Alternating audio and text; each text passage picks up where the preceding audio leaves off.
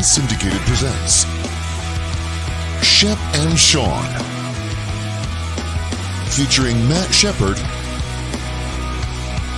and Sean Baligian.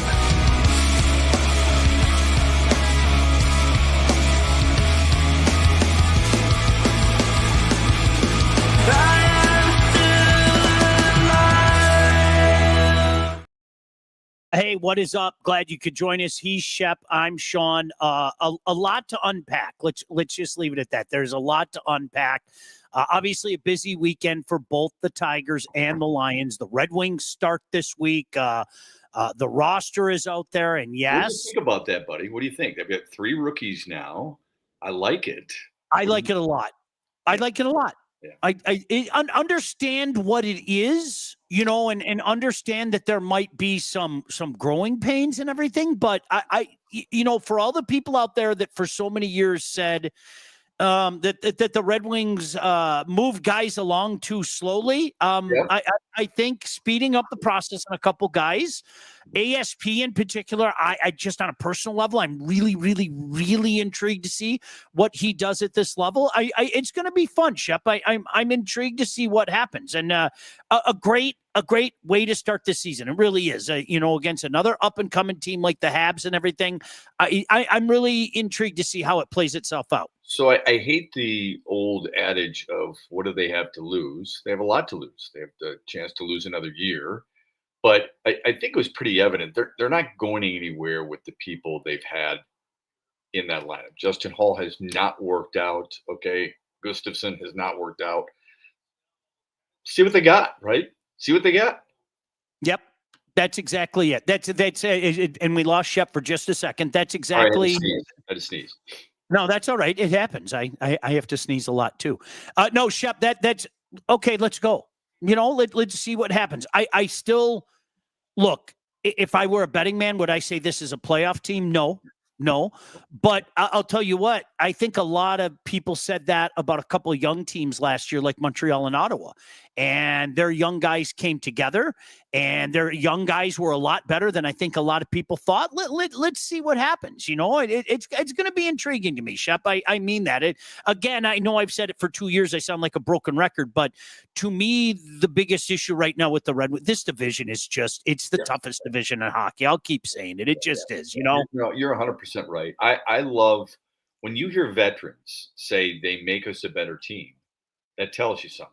Because players know, all right? They recognize it. So that's number one. And number two, I think we're finding more and more in sports, definitely in football, but we're finding more and more in sports where young guys, if they're highly touted, they're getting an opportunity, okay? They're getting opportunities, and more organizations are willing to give these guys a chance. Look at, we'll use a different sport for just a moment, the wild card round between the Yankees and the Red Sox, where they had Schlittler against Early.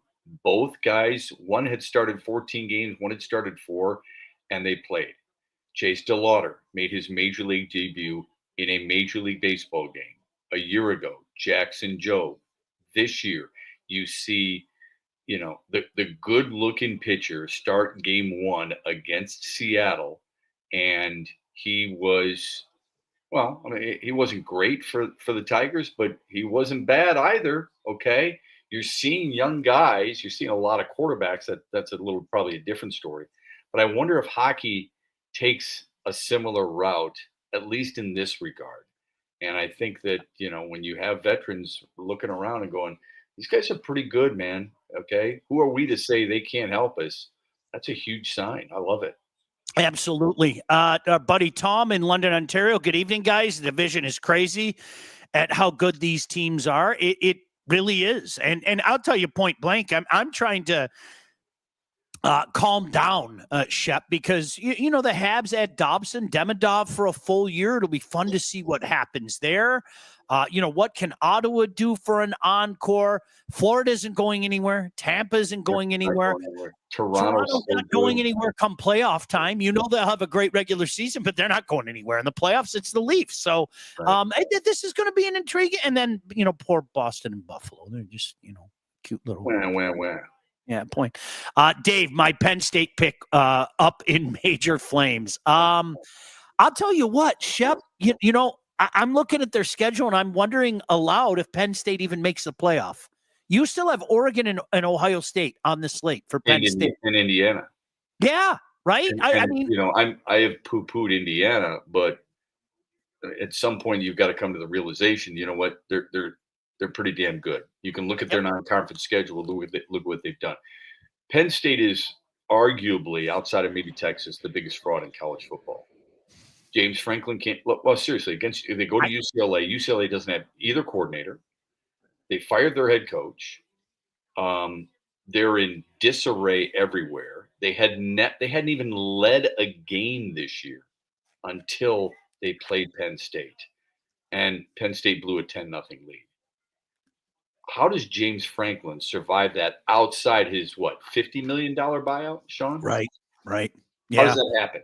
And Texas, to coin the phrase of my good friend Sean Baligian, if I hear somebody else tell me that Steve Sarkisian is this incredible offensive genius, I'm going to punch him in the liver. Shep, I swear to God, I listen, I have lived this, pardon my language, I have lived this shit with Texas from my earliest memory. I remember people talking up Texas in the late 70s and like watching it as a little kid. And I didn't understand, why are people talking up Texas? And the only time they really lived up to it, there was that little era of time with Mac Brown. You know, where they had an exceptional college quarterback in Vince Young. Say what you want about Vince Young at the college level. He was an exceptional quarterback in college football. And you know, to their credit, they won some big games and obviously won a national championship. I have heard this Texas crap for 50 years, man. Like, I'm done with it. I'm done with it. I'm done with that. I'm done with James Franklin. I get there are emotional losses and what took place the week before. Great coaches get their teams ready every single week. Yep. Okay. Instead of looking at, well, we let one game beat us twice, you should be able to look at it where we bounce back and we do what we're supposed to do. And I don't want to hear anything about Drew Aller. I don't want to hear anything about Penn State being a threat.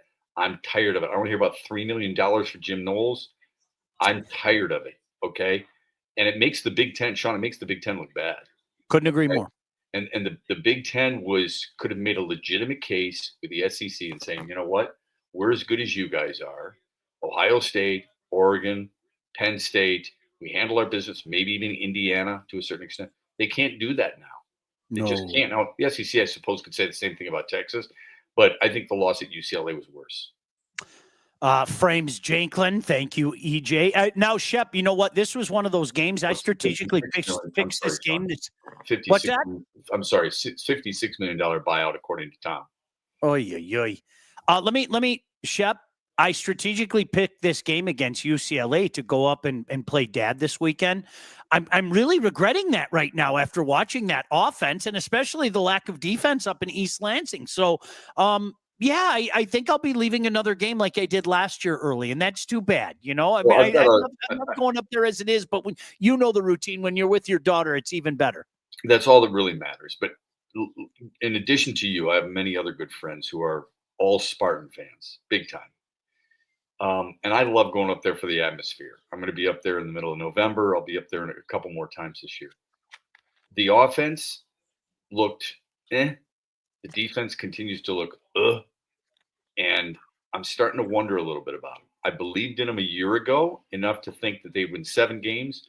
I believed in them enough this year to think they would win 8 games. And now there are legitimate concerns, and I think rightfully so, that this team will be able to, handle much more of their schedule and make it not just entertaining football, but winning football. I mean, that's a problem, man. I mean, their defense has been a problem all year long, but now their offense looks somewhat stagnant. Shep, I hate to say it. Honestly, it's pre-D'Antonio stuff to me. It really is. You're right. You're back to hoping to just make a bowl game. And I'll tell you what, I look at the schedule and I don't see 3 wins on it. I don't. I wish I could lie to you. I know. What's your take on Michigan? How good is Michigan? Yeah, I think their wide receivers. I mean, McCauley's pretty good, but I think their wide receivers are still in question. I don't know how a school like that can't recruit more high-end receivers. Some people might have questioned a little bit about the ability to stop Wisconsin defensively, but I think they're good. I don't think they're great. I don't think they're a playoff team, but I think they're a good football team. I think their quarterback he's pretty unique, man. He really is. He misses some open receivers. There's a lot of guys who miss open receivers when they're freshmen. Hell, Jalen Hurts missed a lot of open receivers yesterday for Philadelphia. Boy. Yeah, but I think they're pretty damn good. I think they're second tier in the Big Ten. I'm trying to get a read on Indiana. It's clear that Ohio State and Oregon are the best teams in the conference. On the other hand, we said the same thing last year about Ohio State and Michigan beat them. Yeah. Okay. So, and they're better this year. Michigan's better than they were a year ago. So I do believe they're second tier in the Big Ten, but they've got time to change my mind. Shep, you know what's funny though, and I've been saying this all year, and I'm going to use it again. Okay, I look at they're not all there yet, and give that quarterback. I think we feel the exact same way about Bryce Time. Is he better than you thought he would be? I mean, you and I both called his games. Is he better than you? I like him. I like him. He's a good quarterback. Too, but he's better than I thought he would be, Sean. I'm not going to argue with that. Okay. Let me read their schedule real quick. Okay, yeah. USC could be a loss. Okay, it could be. Going out there, it could be a loss. Yeah. Then they have Washington at home. They're at Michigan State. They're at home against Purdue. They're at Northwestern. They're at Maryland, and they have Ohio State. If they can beat USC, Shep, in my mind, they have at most one more loss on that schedule. And 10-2 just might be good enough to get them in as crazy. Well, I don't think anybody thought that at the start of the year. I know I was talking about it, but you're 100% right. You are. No, you're dead on there. I mean, you changed my mind. When you have so many other teams weebling and wobbling without falling down yet, but thinking that, yes, they perhaps will fall down. If you're Michigan and you're 10-2 and your losses to Oklahoma and Ohio State, yeah, you've got a legitimate gripe for it. I would agree. That Oklahoma loss doesn't look bad anymore. It just doesn't. That Oklahoma, not that it looked bad to begin with. You know what I'm saying? Yeah. If they're losing their Q, you can understand it. That Q is in line to be at least one of the mentions for the Heisman Trophy. Yeah, no, you're right. It doesn't look quite as bad as maybe we originally thought. So but as EJ3 says, a 10-2 U of M team is a lock for the playoffs, and he's probably right, and you are too. You know, I keep forgetting. I mean, you get 12 teams, so even if you're at the bottom end of that, for sure. Yeah. By the way, when it's time to get yourself a house, whether you're buying, selling, or both, you need to contact the right agent. Who do we recommend? Well, we recommend Lindsay Broadwell. Your house is probably the biggest investment you will ever make. That's why you need a pro. Lindsay grew up in the area. She's expanded her team all over Southeast Michigan. She's an expert in all facets of the business. So when it's time for you to move, Lindsay and her team will make sure you get the most out of your house and everything goes smoothly when finding your new home. Buyer, seller, or even first-time buyer. Make sure you contact Lindsay at BroadwellHomes.com. She'll help you with everything from start to close. Licensed realtor at Real Broker LLC. Start your search today at BroadwellHomes.com. So there's a couple of things that I get tired of. I'm sure you do too. So we got tired of the coordinators about the Lions. Got tired about Penn State. Okay, and the discussion there. I'm really tired of hearing about Travis Hunter and how he's the most unique player in the National Football League, and the Jaguars are going to unlock him starting tonight against Kansas City, of which you and I will both be watching, in addition to the baseball game. These things are starting to get to me just a little bit. Okay, enough is enough. The last one I would say is Kyler Murray is dazzling and dynamic. I'm done with Kyler Murray, and I've been done with him for a while, by the way. For 3 years ago, I got in this debate with Tarek Skubal. I think we were in Chicago, and we were talking about football because he loves football, and he loves Arizona. And we were talking about quarterbacks, and I said, I think Kyler Murray is arguably the most overrated quarterback in the league. And he said, he's a top 10 quarterback. I said, he's not a top 10 quarterback. We went back and forth. I literally wrote down 10 names. And then I had on the outside, I'd rather have Mac Jones than Kyler Murray. I could be way off base there. All right. I'm just tired of hearing about how good this guy's supposed to be and how he's a franchise quarterback, and I don't think he's close. Shep, and again, consider the source. I hate overstatements. I'm not sure I've seen a loss like that loss yesterday. I agree. That was unbelievable. Yeah. Both plays. I mean, the whole running into the end zone thing is absolutely inexcusable. I don't care what anybody says. Stop making excuses. You're just a dumbass, okay? But the kicking the ball, it's a bunch of kids playing kickball out in the street, that was insane. It was insane. I've seen more strange things taking place in the National Football League this year, perhaps, than I ever have.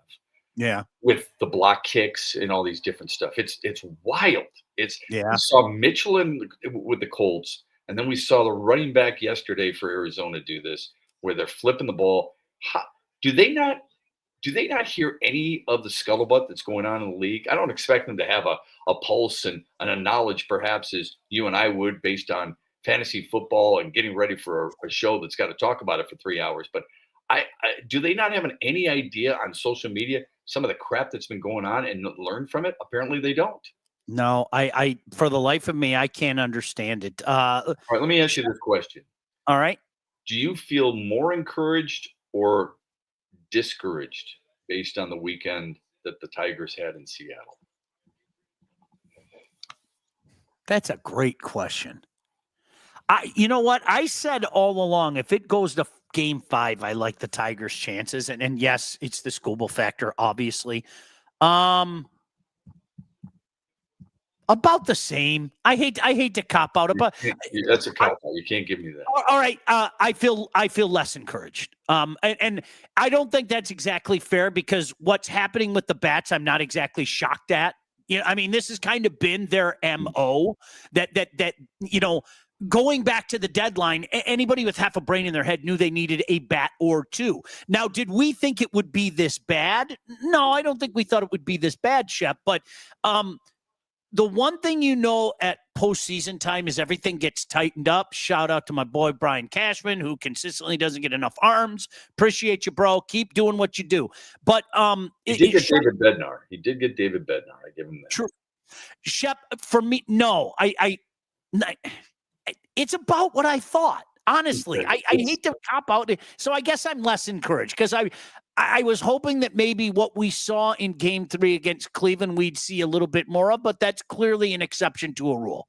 Yeah, because I think Seattle's a better pitching team. I think Seattle's a better team. I am surprised at how low scoring both games have been so far. The thing that leaves me discouraged is that Detroit's batting 141 in the series, and that they're 3 for 17 with runners in scoring position, and they've stranded 15, which means right now in the playoffs, and it really took that huge effort in Game 3 against Cleveland, they are 11 for 46 with runners in scoring position. So that tells me a couple of things. First of all, it's great that they're putting runners in scoring position. It doesn't do you a damn bit of good if you can't get them home, right? That's a serious issue. Can that get better against Logan Gilbert, who has the longest extension of any pitcher in baseball, and despite his 6-6 record, has a very respectable ERA and WHIP, a 1.0 WHIP, and he's pitched Detroit tough in a couple of starts. So I picked Seattle in 4. I hope I'm wrong there, but it'll be very interesting to see how these two teams clash tomorrow at Comerica Park, and knowing that, as good as Troy Melton may have been in the first game, they're really relying on Jack Flaherty, who was good against Cleveland and has been good against overall. He's been pretty good against winning teams, but Jack Flaherty against Seattle, modest numbers. Well, can I ask for more than 4 2/3? And I'm not saying that AJ was wrong, because they started to hit a couple rockets off of Jack, but I heard people say, well, Jack went out there and did his job. Did he? Did he? With a bullpen being what it is? No, I'm sorry. I need the $14 million man to give me more than 4 2/3. Call me crazy, Shep. 14 million. Isn't he 25 million? It's 25 million. Yeah, whatever the hell it is. Yeah, he signed a $35 million deal, $25 million this year. I think it's a player option for $10 million next year. I'm with you 100%. I don't know if it's him to blame or if it's AJ Hinch to blame. I just know. Don't you dare blame AJ Hinch, Shep. Don't you dare. All I'm telling you, dude, is you've got to get longer than that and more out of Mize. in Game 4 as well. Oh, isn't that the truth? Goodness gracious, isn't it? Yeah, Shep, it is. This is 35. Wasn't he at? He was at 14 last year, right? I think he had the 4. Yeah, he had the 14 because wasn't it? He was at 14 and Maeda was at 13, 2 for 13 or something absurd. Okay. Like I thought Maeda was like a 2-year deal, 10 million, or maybe it was 13 million and 10 the next year. Something like that. That was a brilliant. He got 2 years. Remember, Kenta got 2 years, and Jack just got the 1 for 14. So yeah, I stand corrected. This was the 35. So think about that. Alex Cobb signed for the same 1-year deal as Jack Flaherty. He got $1 more million and pitched how many games less? 30 something. Kenta had 2 for 24. Holy mother! Good Lord. It's great if you can get it, dude. It's good. Great if you can get it. Amen. God bless America, man. You know, I mean, this is the old days, Shep, of Tigers threaten but do not score. Remember that great bit? Yeah. We're living in the Tigers threaten but do not score era again, you know? For sure. And when we overlook it, because you have writers right now like Lynn Henning saying, hey, it's already a success. Really? It's already a success. Yeah, because they have overachieved in each of the last 2 years. Do you really think they overachieved this year? I mean, based on the division, do you think they've overachieved? It's unbelievable that people read this garbage and scoop it up and go, yes, I hear where you're coming from. That's the narrative I'm going to keep in control for the rest of this season. It's crazy. It's crazy. There are people who think like even if they lose to Seattle, everything's okay. I think it's a joke. One couldn't agree with you more. It's a perfect example of what I've said for 2 years now. We're satisfied. It's okay. We made the playoff. What did you say about MSU earlier? As long as you become bowl eligible, that's how you feel. That's how I feel about the Tigers. People, Shep, I use the term, and I know I pissed a lot of people off, and I'm going to continue. It's kicking the can down the road. Sure, that's what this franchise has done for. Hey guys, don't worry. Wait till you see what we got percolating for you, okay? I know we're losing the best pitcher in baseball. I know. Don't worry. Everything's going to be okay because McConaughey and Presano and Clark and it's going to be so much better. Yeah. We've been hearing that stuff for a decade, man. I'm tired of it. And then our starting rotation will be Job and Olsen, and we'll sign a free agent because we'll spend when we're ready, and it'll be Mize, and everything will be fine, right? And we'll be able to piece it together because we got the best manager in baseball, and we'll retool the arms in the bullpen, and we'll figure out who's going to play third at a later date, and it's going to be awesome. And I know you can't wait, so please buy your season tickets behind home plate because we want that stadium to be rocking and rolling, and all the writers will write about it. Good for them.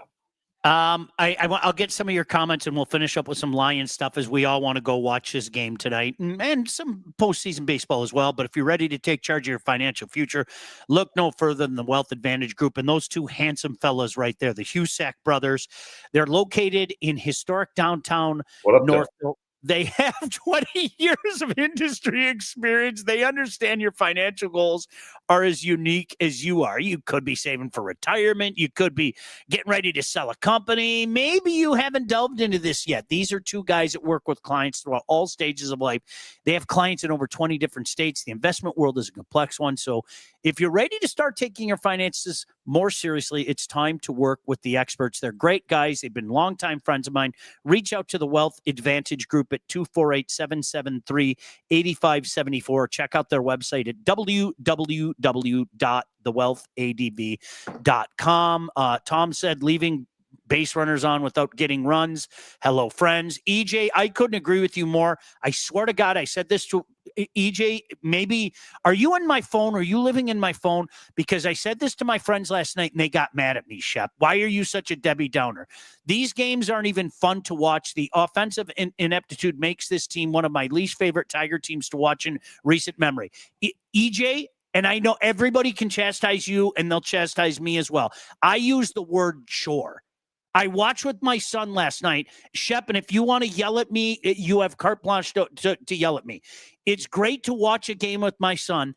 It was a chore to watch that game. I'm not being funny. What is it you want? You said that they're right where you expected them to be. What are you expecting? You're the one who told me this a long time ago. The expectations, okay? So you got expectations. According to you, they're meeting the expectations. How can it be a chore if this is what you're expecting all along? Because this goes back to what you were just saying about the Lynn Hennings of the world, okay? Scott Harris and whoever he's picking as his general manager, okay? And we know what's really going on. Had a wonderful opportunity in a year where I think the American League was doable. I really firmly I still firmly believe it, Shep. Yeah. This was a doable American League. He had an opportunity to make a bolder statement, to get that bat, to bring in two guys that didn't hurt the team, but actually helped the team. And I'm going to forever look at this as a missed opportunity. So when I sit there watching this team, knowing full well what I'm going to get, I'm going to play the time-honored fan routine of, holy crap, what might have been if we actually got an extra bat. And I know it's not to say that it's the magic bat or anything, but Shep, there's nothing like knowing what you were going to see and seeing it. Does that make sense? Sort of, but you and I both know, I mean, there are other teams who added at the trade deadline and it hasn't worked out for them. Sure. Okay, so the Yankees added, it didn't work out, or it hasn't worked out so far. They're one game away from elimination. If you look at what the Cubs did, they added and they got bitch slapped by Milwaukee the other night. Phillies added, they're down 1-0 in the series to the Dodgers, and they're down 3-0 in the game. So none of that really matters right now. What matters, to your point, the American League was gettable. All of baseball was gettable. Mm-hmm. You know what I mean? Think about it. The confidence level people have nationally about the Tigers is as low as any team there is left in the tournament. Milwaukee's right there, and Milwaukee had more wins than anybody else. So you tell me how that makes sense. My biggest problem with this team right now is the players who are not coming through and their poor discipline at the plate. What made them so good at the beginning of the year up through July was their plate discipline, their ability to spit on certain pitches and take advantage and get in hitters' counts and things of that nature. They have not looked even close to that team since the All-Star break. That's Jason. What's wrong with striking out 16 times a game? I feel privileged to have watched it. Todd said, just put the ball in play. What matters is they are striking out an average of 13 times in 2 ALDS games. There you go. Right there. There you go. But at the same time, Shep, I'm not shocked. Like, does that make sense? I'm not shocked, and I can't help but say, gosh damn it, and a lot of times, as well as I do, it's not the big bull. Sean Casey's an example, okay?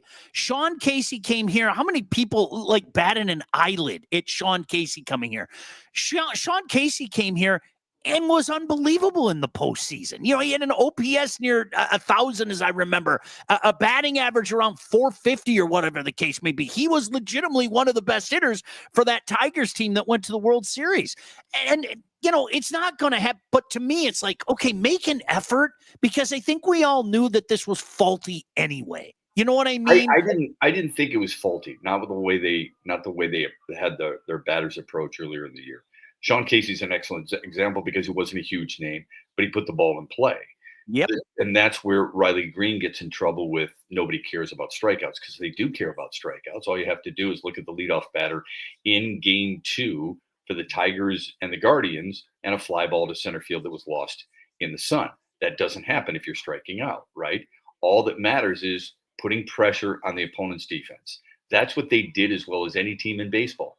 That's why they were building to the best record in baseball, and they don't do that anymore. Why? I can't answer that. But just because they haven't done it the last month of the season, September, doesn't mean that my expectations for this team didn't change.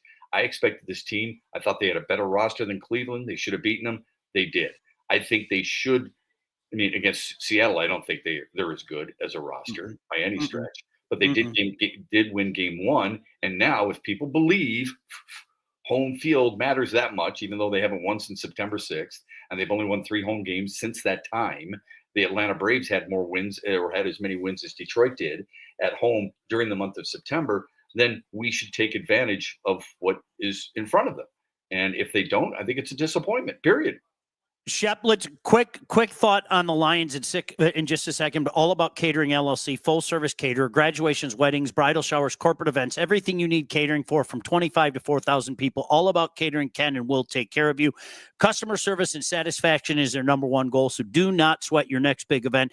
Just go to allaboutcateringllc.com today to see their menus and all their 5-star reviews. Give them a call. 586-731-1398. Rick and his staff will take care of you as they have taken care of my family on a couple different occasions. 586-731-1398. The Lions do not lose games like that. They haven't in a couple of years. I think you and I were talking about it last week. The game at Soldier Field on a cold December day almost 2 years ago was the last time the Lions lost a game where you're like, you have no business losing that game. So they took care of business yesterday. However, the defensive backfield, especially with what at least last week was a rejuvenated Kansas City, although I think your old high school North Farmington might fire up 40 points on the Ravens right now. I mean, those wins continue to look a little less impressive, but obviously the concern is the defensive backfield right now.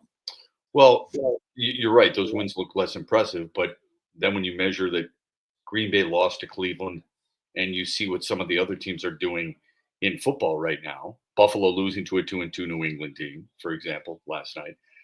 Rams falling down at times. I mean, Philadelphia falling down yesterday for the first time and not necessarily looking good. So that's what the NFL delivers on a regular basis, and that's what I love about the NFL. Terrion Arnold, I don't think he was as bad as people are leading you to believe, fans leading you to believe. I think he was in for 32 passing snaps. 6 targets against him, 3 completions, 2 pass breakups, 2 penalties. One was a little bit of a joke. Him and DJ Reed, Rock Yassin is out. Amik Robertson is out. I mean, this is going to test Brad Holmes' ability to bring people in, and then Kelvin Shepard's ability, who I thought was unbelievable yesterday. I thought Kelvin Shepard dialing stuff up the way he did was incredible. I would expect them to probably do more zone against Kansas City. Then even though they've been a man team, that I would guess that would be pretty hard. And on the other hand, maybe it's more man because you don't have to teach as long during the week, but it's going to be a hell of a challenge against Kansas City. And I hope people remember this, Sean, moving forward. Detroit's been able to win games without Taylor Decker, without Lee McNeil, without DJ Reed, without Terrion Arnold, and without some other Khalif Raymond. They've won some of these games without some key contributors on both sides of the ball.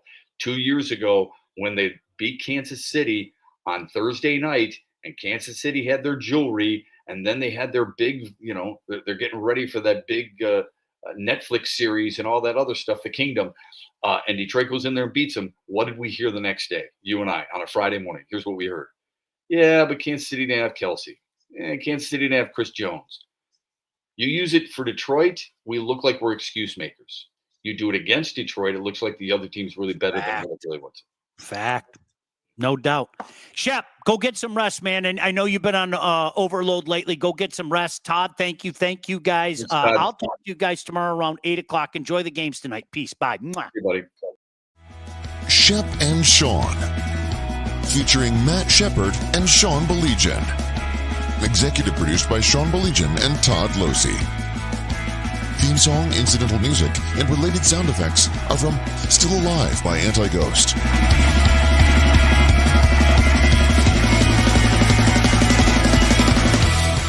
Engineering, mixing, and graphic design support provided by the Unsyndicated Podcast team. Don't forget to like and subscribe on all your favorite channels. While you're there, be sure to rate and review the podcast. Call the Unsyndicated hotline at 248-237-3257.